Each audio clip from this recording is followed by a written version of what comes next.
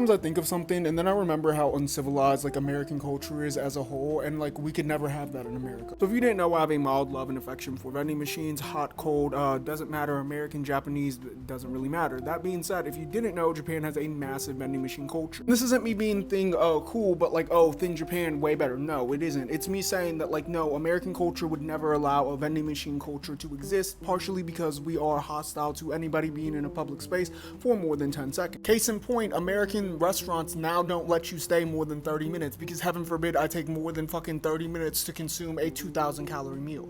And being a primarily walkable island, they have vending machines everywhere for any and everything. And you're like, okay, America's not a walkable country. Why the fuck would you want a vending machine culture here? Okay, what about Seattle, New York, Chicago, walkable cities? Why is there not a vending machine culture there? That's because they are like innately hostile culturally to homeless people, or at least America is culturally hostile to homeless people. And a vending machine culture would allow hot food and drink to be readily accessible at any given time all across like whatever urban environment you say, like New York, for example. America's fast food culture is our vending machine. Though we have stuff like the Tesla Diner replicating the format of things like automats and the pre-made, already hot and ready meal format seen in automats that were very popular in like the 1920s through I'd say 1950s in New York, it's still seen as a novelty version of a convenience culture. Convenience culture that's a large part of the Japanese economy, but it's also part of the 24/7 culture of Japan, one that used to be a larger part of American culture pre-COVID. It's a shame because we could have vending machine culture at large in America, or at least in the walkable cities in America, but because we'll let an 18-year-old go to war yet not have a pack of cigarettes, that could never happen, at least readily available in the accessibility and abundance that is in Japan.